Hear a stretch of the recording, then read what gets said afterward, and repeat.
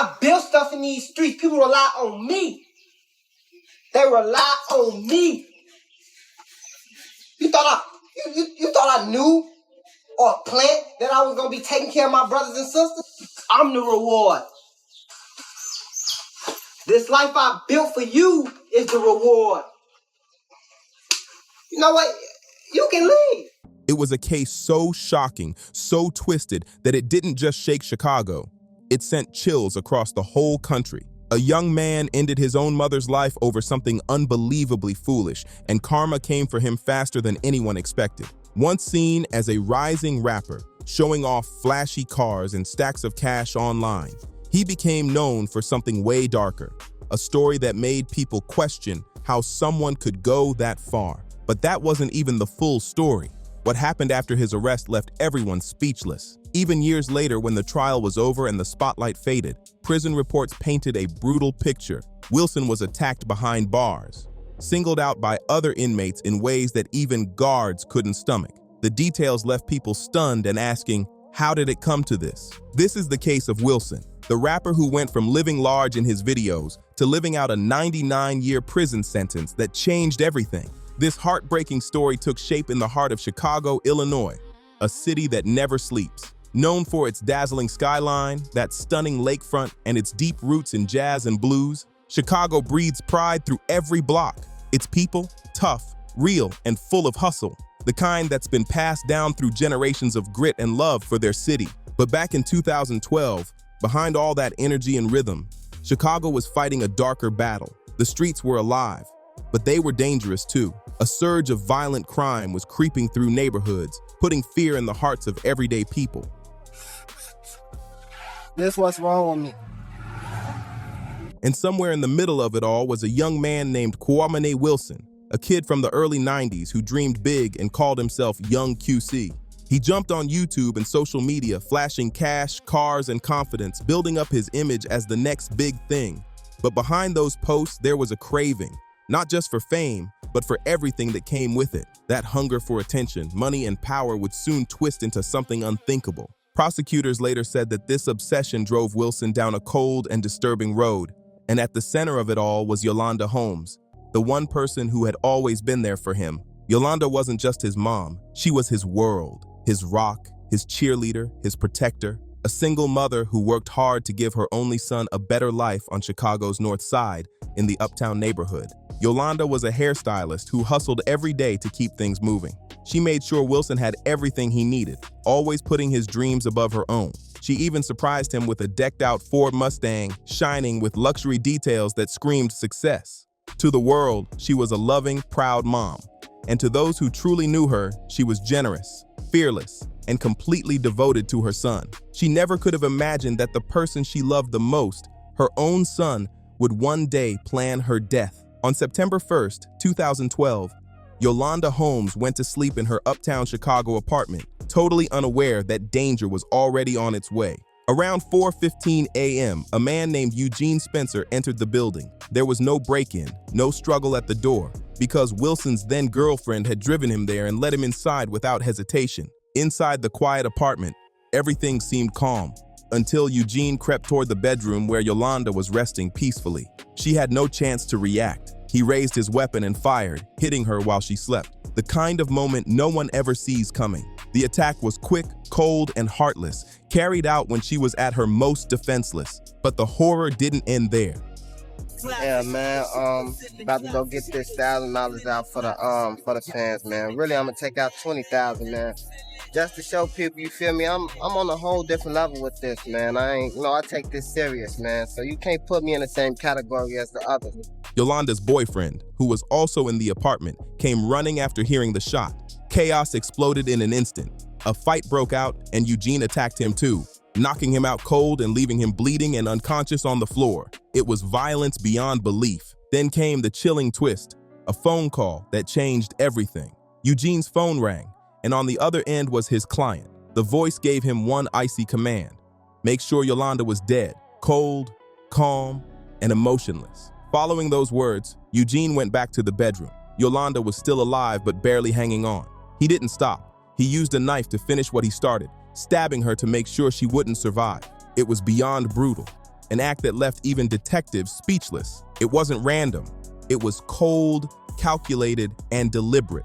On the morning of September 2nd, 2012, Chicago police rushed to an apartment in the Uptown neighborhood after a chilling 911 call came in. When first responders entered the scene, what they found was pure horror. Yolanda Holmes had been shot and stabbed. The attack so vicious that officers knew instantly this was no ordinary crime. Yolanda was pronounced dead soon after, gone at just 45 years old. Her boyfriend was somehow still alive, but barely, unconscious, bloodied, and fighting for his life after the brutal assault. Detectives quickly realized something didn't add up. There were no signs of a break-in, nothing missing, no ransacked rooms, just violence that felt intensely personal. Whoever did this didn't come for money. They came for Yolanda. At first, police couldn't imagine just how personal it really was. They started their work the old-fashioned way, questioning neighbors, grabbing any surveillance footage they could find, and locking down every piece of evidence from the crime scene. And soon, the puzzle started to form. Their first real lead came from Yolanda's boyfriend, who eventually woke up in the hospital. He couldn't name the attacker, but what he described helped detectives piece together the timeline. He said the intruder slipped in quietly, moved with purpose, and aimed straight for Yolanda. No hesitation, no warning, no mercy. That detail told investigators this wasn't random at all. You feel me, man? I don't play no games. You feel me? I don't play no games, man. You know, I do this for real, bro. I don't got no problem with giving back, man. I'm the only one out here with a show that's actually giving back, you feel me? And I got proof to show it, you feel me? Shout out to this fan I'm finna go slide on, man. I'm finna take care of you. From that moment, they began digging deeper into Yolanda's world, her daily routine, her friends, her work, and most importantly, her family ties. That's when the focus shifted, and all eyes turned toward her only child, 23-year-old Qawmane Wilson.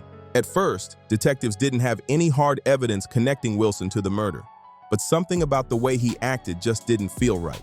While family and friends were breaking down with grief, Wilson seemed completely disconnected, almost cold. Instead of mourning, he kept uploading YouTube videos, flashing cash online, and showing off like nothing had happened. It was shocking.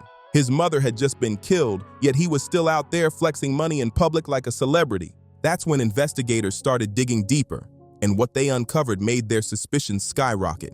They pulled his financial records and noticed a disturbing pattern. Right after Yolanda's death, Wilson began moving her money, fast. Nearly $70,000 vanished from her savings account in a matter of weeks. Bank statements showed him spending big on upgrades for his Mustang, luxury shopping sprees, and huge cash withdrawals like it was all his. Then came the viral video, the one that made everyone's jaw drop. It showed Wilson standing on the street, literally tossing money into a cheering crowd, handing out bills like he was some kind of superstar. The same clip would later be played in court, turning into the most chilling symbol of how quickly he cashed in on his mother's death. But the real downfall came from the digital trail. The texts, the phone calls, the transactions, everything. Detectives subpoenaed his phone records, and that's when the story finally started to make sense. I ain't gonna say I knew him, but I was like, you know who Christian Cornbread is, right? Mm-hmm. Like Baba's again, Cornbread. Yeah. Him and Chris was on the Reawakening, and the dude, but his mama was too. But Chris went and he did his own show, and that's what I was on. It was called All About Chris. In the days leading up to Yolanda's murder, Wilson had been in constant contact with one man, Eugene Spencer, the same man who pulled the trigger. Eugene Spencer, just 22 years old at the time, already had a long record and was no stranger to law enforcement. When detectives noticed how often he'd been in contact with Wilson before the murder, the timing of those calls set off major alarms. The investigation took a sharp turn when police learned that Wilson's girlfriend had actually driven Eugene to Yolanda's apartment that night, literally helping him get inside. That was all detectives needed to bring Eugene in for questioning. Once inside the interrogation room, the truth started spilling out fast. Eugene confessed to being at the scene. He admitted that he'd entered the apartment, shot Yolanda while she was asleep, and attacked her boyfriend during the chaos. But what came next left detectives stunned. It wasn't a random hit at all. Eugene said he'd been hired to do it. According to him, Wilson promised cash in exchange for taking out his own mother. The part that chilled investigators the most? Eugene claimed Wilson actually called him during the act, telling him to go back and make sure she's dead. Cold, ruthless, calculated. Every piece lined up. The motive, the confession, the timeline. Everything clicked into place. And he had the nigga around. And when he was coming around, he was like, you know, flashy, gang, like with the cars that with the doors up and shit, like. And he was like, you could tell he had some bread, so I was low key like motivated and wanted to hang around them niggas. You know what I'm saying? Because I wanted their age. But yeah, I felt like I had to touch on the situation because like, damn, bro, like I was around dude, not knowing like that's how he got his money, like, and I wanted to like be around him. Like now I'm glad I wasn't around him. Like, you know what I'm saying? Like yeah. So on December 20th, 2013, more than a year after the murder, police finally made their move. Wilson was arrested and charged with first-degree murder, attempted murder, and home invasion. Eugene Spencer faced the same charges right beside him. When news of Wilson's arrest broke, the community was left in disbelief. The same guy who had once bragged about fame and fortune was now facing life for the unthinkable. Some people refused to believe it, while others said they'd always sensed something strange about him. The way Wilson acted at his mother's funeral, no tears, no emotion, made people uneasy. Then came his over-the-top lifestyle after Yolanda's death, still flexing and showing off while everyone else was grieving. Now prosecutors were painting him as the mastermind behind one of the coldest, most heartless crimes Chicago had seen in years. And when police dropped his motive, jaws hit the floor. It turned out Wilson was the sole beneficiary of Yolanda's life insurance policy. Not only that, but he had full access to her bank accounts and drained them dry after she was gone. He didn't just inherit her money.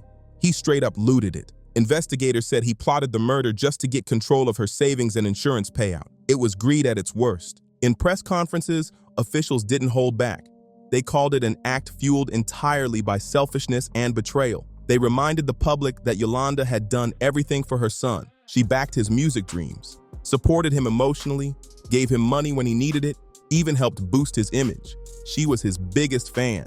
But to Wilson, none of it was ever enough. 14th of September 2015, Sergeant Contreras is interviewing an inmate involved in a 1010 on tier 3G. What's your name? Qawmane Wilson. What's your ID number? 2013 1224 144. What happened on 3G?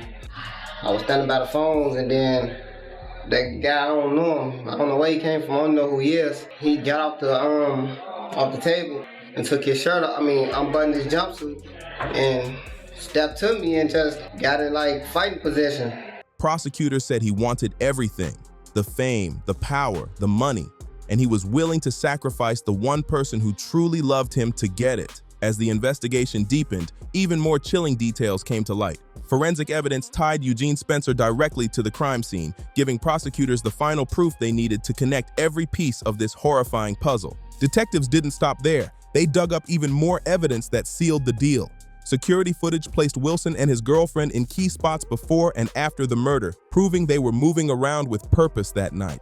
Witnesses, friends and family who knew Yolanda well, told investigators about Wilson's bizarre behavior right after her death. No grief, no sadness, no remorse. Instead, he was spending money left and right like nothing had happened, flexing a new lifestyle funded by tragedy. By this point, prosecutors had everything they needed: a full timeline, a clear motive, phone records, bank trails, and even a confession from his accomplice. All the evidence pointed in one chilling direction. Yolanda Holmes hadn't died in a robbery gone wrong. She'd been set up in a planned hit, one organized by her own son. With both suspects behind bars, the case pushed forward to trial. But behind prison walls, Wilson's story was far from over, because what was waiting for him next would be just as dark. I didn't know if I thought he was playing. I didn't know if he was for real or what. I don't know him. I never seen him before. And then he got real close. And then he swung. And then the fight occurred. And then the guy tried to stop it. The other guy tried to stop it. And then it stopped. And then I was looking away. Then next thing I know, when I turned around, he came back up again and tried to swing on me again. And then I just held him until y'all came. And then that's it. While waiting for judgment, new chapters of his downfall were already unfolding, filled with violence, payback, and humiliation. The same man who had plotted his mother's murder was now becoming a target himself. Life behind bars wasn't about fame or flash anymore. It was about survival, and Wilson was quickly learning what that meant. As he sat in the defendant's chair in a Cook County courtroom, the evidence stacked against him was overwhelming. Every witness, every text, every bank record painted a devastating picture. A son who had everything and destroyed it all out of greed. This wasn't just a murder case. It was a full-on betrayal of blood. By March 2019, after years of buildup, both Wilson and Eugene Spencer finally faced trial, charged with first-degree murder, attempted murder, and home invasion. From the moment the trial began, the courtroom was thick with tension. Every seat was filled. Reporters, locals, and Yolanda Holmes' heartbroken loved ones all gathered to hear the truth unfold. Piece by piece, prosecutors laid out every chilling detail of the plot for the jury to see. The money withdrawals, the surveillance footage, and that haunting phone call where Spencer claimed Wilson told him to make sure she's dead. The air was heavy, and you could feel the shock ripple through the room. Then came the video that left everyone speechless. The YouTube clip of Wilson throwing stacks of cash into the air, showing off for his fans like he was untouchable. Prosecutors played it loud and clear, calling it a twisted symbol of his obsession with fame and material things. They reminded the jury that Yolanda had given her son everything. She spoiled him with gifts, bought him that flashy Mustang, hooked him up with designer clothes, even helped him find a job. But still, it wasn't enough for him. They said Wilson wanted more money, more clout, more recognition. And for that hunger, Yolanda paid the ultimate price. The prosecutors described it as a crime driven not just by greed, but by deep narcissism and entitlement. 14 September 2015, Sergeant Coutures interviewing an inmate involved in a 10-10 on Tier 3G. What's your name? Malcolm Williams. What's your ID number? 2015-02-20187. What happened upstairs on 3G? Had an altercation with a young man. Stepped to me, asked me did I want to fight him. I approached him with my fist. We continued to fight, and another guy came in behind me. Other than that, I don't know what happened. Is that it? Yeah. Wilson didn't just want success, he wanted to be worshipped, and nothing, not even his own mother, was off limits in his pursuit of fame. Meanwhile, the defense had little to fight back with. Spencer's confession pointed straight to Wilson as the mastermind behind everything. The forensic evidence backed the story perfectly. The phone records confirmed it was planned, and the jury was left to ask themselves one haunting question. What kind of person could do something so brutal to the one who gave them life? On March 8, 2019, the courtroom went silent as the verdict was read. Guilty on all counts. Both Wilson and Eugene Spencer were convicted, and justice had finally spoken. But the real impact came months later, in January 2020, when sentencing day arrived. Judge Stanley Sachs faced the two men and made it clear there would be no mercy. He reminded everyone in that courtroom of who Yolanda Holmes truly was, a mother who poured her heart into raising her son, giving him love, money, and chances most people never get. She lifted him up every step of the way, only to be repaid with betrayal and violence that shook the entire city. Judge Sachs didn't sugarcoat a thing. He called the crime an unforgivable act against both family and humanity. Then came the moment everyone was waiting for, the sentence. Wilson was handed 99 years in prison, while Eugene Spencer got 100 years. The message couldn't have been louder. This wasn't just murder. It was a total betrayal of the sacred bond between a parent and a child. The room was tense as Wilson sat motionless, barely reacting. He slouched in his chair, gave a slight nod, and when given a chance to speak, all he said was that no one loved his mother more than him. But for everyone who heard it, those words hit empty. They didn't believe him, not after everything that had come to light. Outside the courtroom, the public was outraged. People couldn't wrap their heads around it. How could someone take the life of the person who gave them everything and then act like it was nothing? In Chicago's uptown neighborhood, where Yolanda had worked as a hairstylist and built a life, her loss was felt deeply. She wasn't just another face in the news. She was loved, respected, and remembered as a bright soul taken far too soon. People who knew Yolanda Holmes never forgot her. Her clients remembered her as kind, hardworking, and always dressed to impress. Neighbors talked about how she gave without expecting anything back, always helping others even when times were tough. Friends called her a devoted mother who lived for her son. When her funeral took place just days after her tragic death in 2012, the church was packed with mourners, people who still had no idea about the horrifying truth hiding beneath the surface. Some even noticed how Wilson stayed distant, barely engaging, choosing to stand outside instead of sitting near the front with family. His cold detachment stood out that day, a moment that would haunt many once the truth came out. In the years that followed, Yolanda's loved ones struggled not only with her loss, but with the unbearable reality that it was her own child who had taken her life. Her cousin later said that the betrayal hit harder than any headline could ever describe.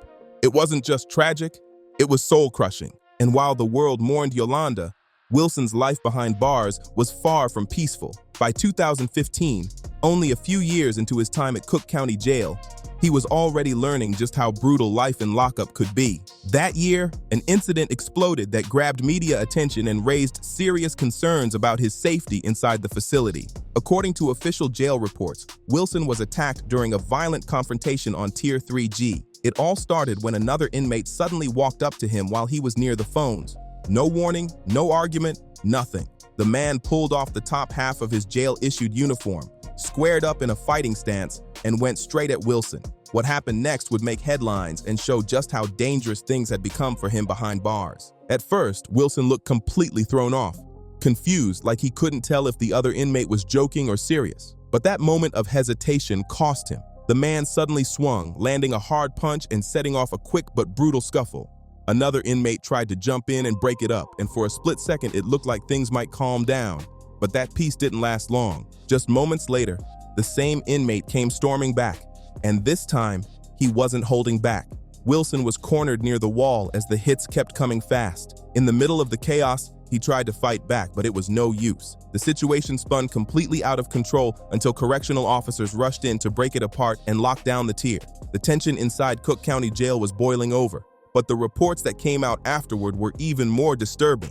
According to documents that later spread online, the attack hadn't stopped there. Wilson was allegedly ambushed again in the shower area, where he was assaulted and reportedly stabbed multiple times. The details were shocking, leaving people wondering if this was payback or just the start of what life behind bars had in store for him. The full details of what happened inside that jail were hard to confirm. Privacy and security rules kept most of it sealed tight. But insiders close to the facility hinted that Wilson had been seriously hurt and needed medical treatment after the attack. Despite how vicious it was, he survived. But the moment word got out, the rumors started flying fast. People began to speculate about why he'd been targeted. Some believed it was because of the crime itself. Having your own mother murdered is one of the most despised acts behind bars. In jail culture, that kind of betrayal ranks among the lowest of the low, and inmates don't take kindly to it. Others said his short-lived fame as young QC, with his old habits of flashing money and showing off, might have painted a target right on his back. For many, it wasn't just what he did, it was how he carried himself afterward that stirred resentment. The idea of a son betraying his mother cuts deep. It's the kind of story that shakes an entire community to its core. And even years later, people still can't fully wrap their heads around it. Wilson's hunger for fame and wealth didn't just destroy his own life, it took away the one person who truly loved him.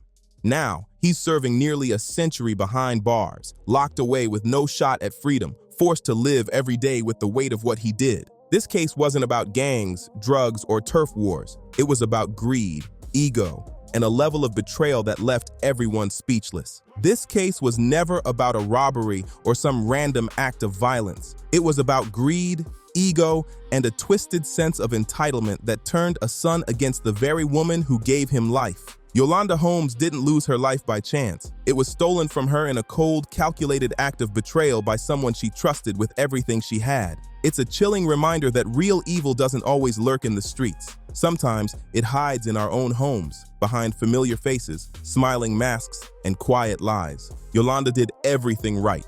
She worked hard, raised her son with love, and tried to keep him far from the streets and his father's violent past. But in the end, her generosity and trust were used against her in the cruelest way imaginable. What makes this story so haunting is how close to home it hits. The danger didn't come from outside. It came from within her own family. We owe it to Yolanda and to every mother who's ever sacrificed everything for their child to make sure her story is never forgotten. Her legacy should serve as a warning and a lesson about love, trust, and the darkness that can grow when greed takes over the heart. If this story gripped you, don't forget to like, subscribe, share, and drop a comment below. Let's keep the conversation going. What do you think about this case?